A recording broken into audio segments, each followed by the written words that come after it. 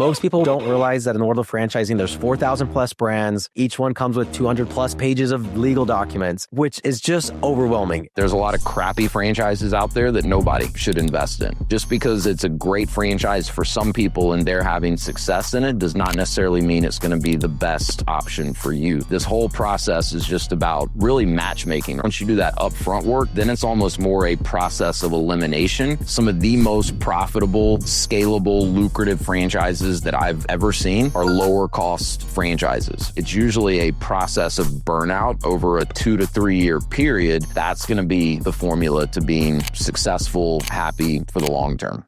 Wes, welcome. Super excited to talk to you about franchise consulting, which is something pretty new to me, something I didn't even know existed a few years ago.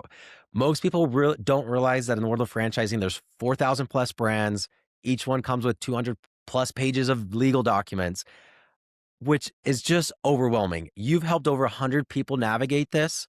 So I'd love to break it down on exactly what you do as a consultant, who you help, how you help them, and all of that. So Wes, welcome on. Yeah, man. Thanks for having me. Always good to talk with you. And yeah, it's franchise. I'm pretty sure my parents still don't fully understand what I do as a franchise consultant, and I've kind of just given up explaining it to them. But I got exposed to the world of franchise consulting over a decade ago when I went to work for the very first franchise brand that I worked for, and they were leveraging franchise consultants to help find new franchisees that were the right fit. So basically what I do as a consultant, I don't sell anything, which is my favorite part about it. I have relationships with close to 300 of the top franchise brands out there. And then I work with people that are curious about exploring franchise ownership. And, like you said, there's a lot of information out there. There's thousands of brands. It can be a very overwhelming process to try to navigate on their own. So, I give them a methodical roadmap where we can really sit down, get clear on exactly what it is they want to get out of business ownership, what their ideal role for themselves as the business owner would look like. Based on those things, we kind of build a framework. And then I'm able to go out and find, out of those top 300 or so brands that I work with, which of those align most closely for that individual. I worked on the franchisor side for close to 8 years before getting into consulting.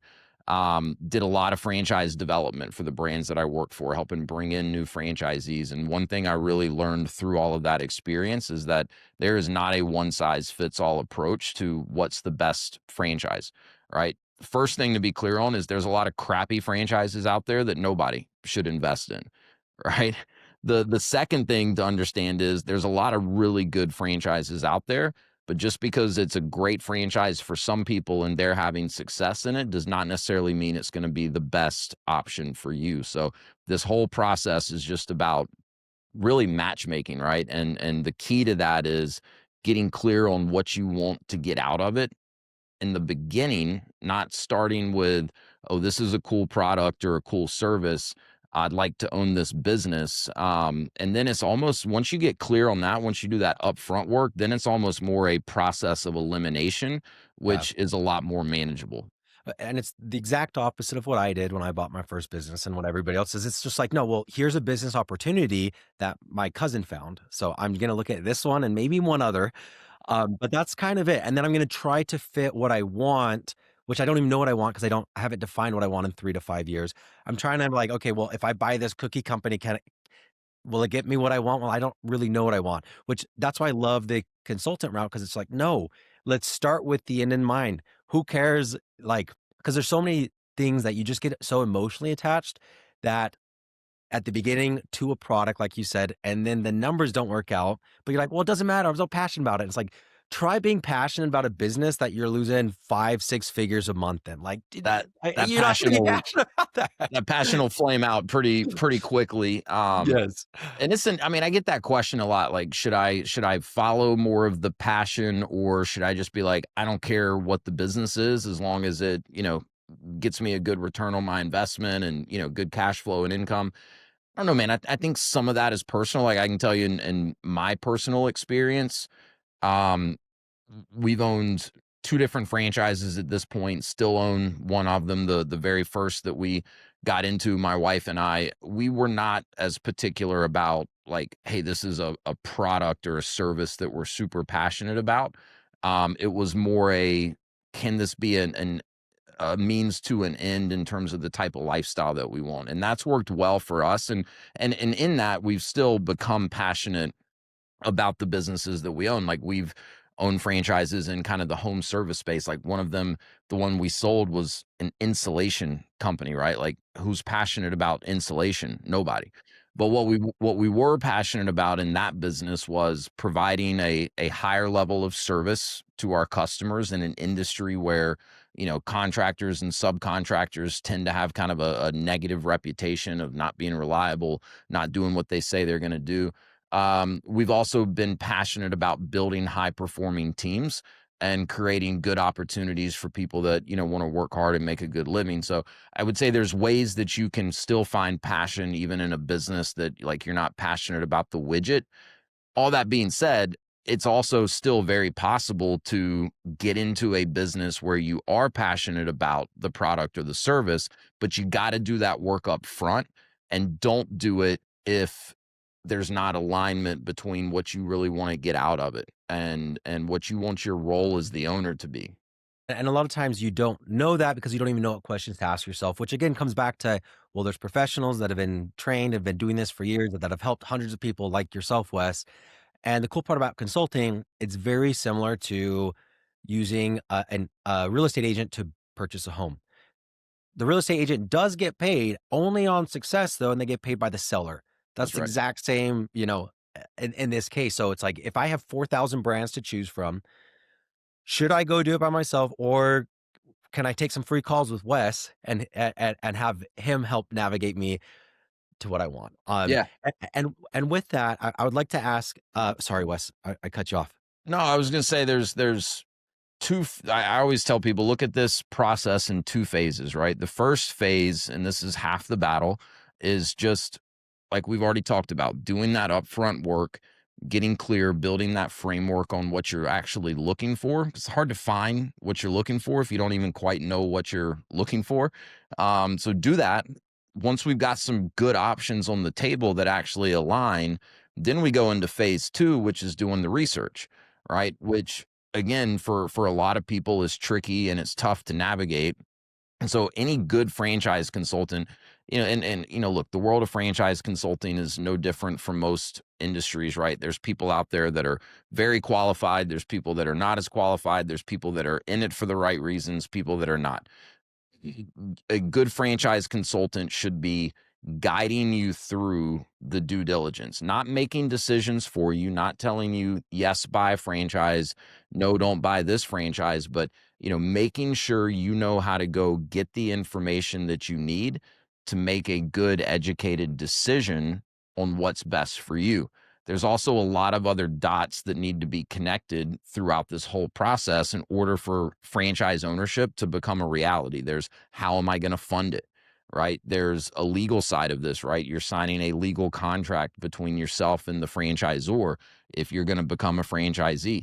There are tax questions to take into consideration, right? So, I have resources in all of these different areas where the people that I'm helping go through this process, they're getting professional guidance all along the way. So it's a lot more than just, hey, here's some good brands that you should go look at. It's, you know, making it all come together so that you're in a really good position to say, hey, I've done the research, I've gathered the information, I've had professional advisors along the way. I'm prepared to take this next step. Wes, there's tons of myths regarding franchising because most of us just don't know anything about business or franchising until we do. But what are some of the biggest myths that you see people believe about buying a franchise that gets them in trouble? Yeah, so one of the biggest, a great question. One of the biggest ones is that the return on your investment is directly correlated with how much you have to invest in the franchise. Meaning, unless I have five, six, $700,000 plus to invest in a franchise, I'm not going to get into a business that can generate any meaningful return or income for me. Some of the most profitable, scalable, lucrative franchises that I've ever seen are lower cost franchises. Okay. So there is not a direct correlation. And that's definitely a notion that I had in my mind, it's like, to Yeah. make It the most makes amount of money, sense. you have to invest the most in the real estate and retail, but you're like, "Wait, there's so many service-based brands out there that you could start from your home, and the owners are still making multiple 6 figures in profit if you choose the right one." So, That's right. I 100%. love that. But again, a lot of us, because we're going into it by ourselves, it's hard to pick the right one. And so It's counterintuitive. Like, it would make sense that, hey, the more I can invest, the higher my ROI potential is, because that's what it is in so many other types of investments, right? But it's yeah. not But this always one's the so much case. about not just the finances, it's about the vehicle, the processes, the system, and the provability. Which again, if you've been in it for a while and you've vetted hundreds of brands, then you kinda know what to look for. But when you're going about it solo, it's a lot harder. Yeah, And on spot that, on. like, what percentage of franchisees, first-time franchise owners pick the wrong franchise because they're going about it by themselves? Man, that's a great question. People that did it without any sort of an advisor, I would say it's gotta be at least 50%, if not higher. And it also kind of depends on like how you define wrong franchise or success or whatever. But like, if I can give you a real quick scenario, I've seen this more times than I would care to count. Someone gets into a franchise, they picked it primarily based on what that product or the service is. It was a hot product, it was something that their area really needed. But again, they didn't do all the upfront work to make sure it really aligned with what they wanted to get out of business ownership.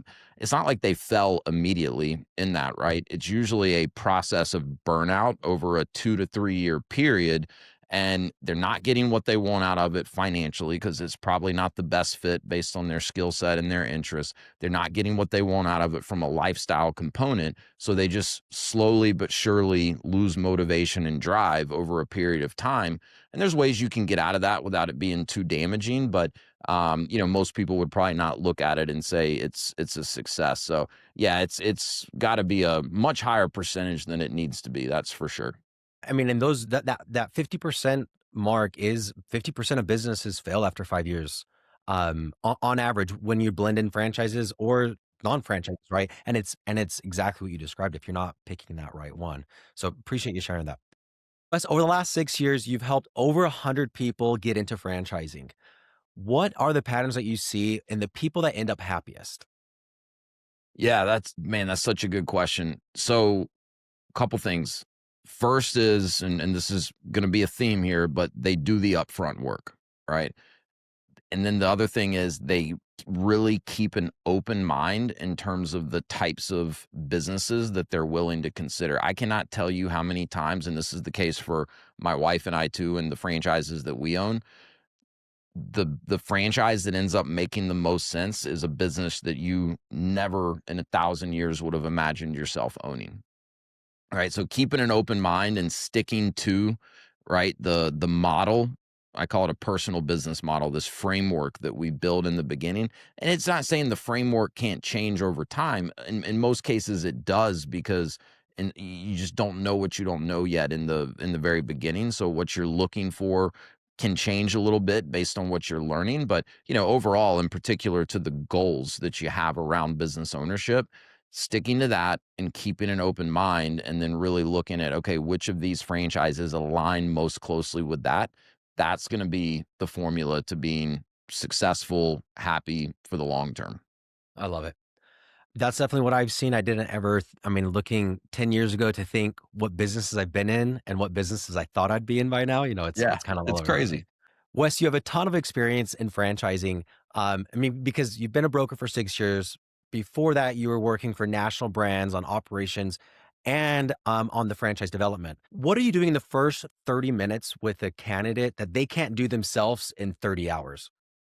Yeah, it's really laying the groundwork for what the correct approach to this whole process should be because as we've already kind of touched on, it's counterintuitive in a number of areas, right? So it's building the framework, the personal business model, right? And believe me, I have spent probably hundreds and hundreds of hours at this point, really figuring out like, okay, what is the best way for me to help someone get crystal clear on their goals and how they want to spend their time as a business owner. Like that is the piece that most people really don't put any thought into. They're looking at the business, what it provides, what the financial outcome could be, but if you don't fully understand how you need to spend your time as the owner in order to be successful, and does that line up with your strengths, your interests, and the type of lifestyle that you're looking for, that's where you could miss, right?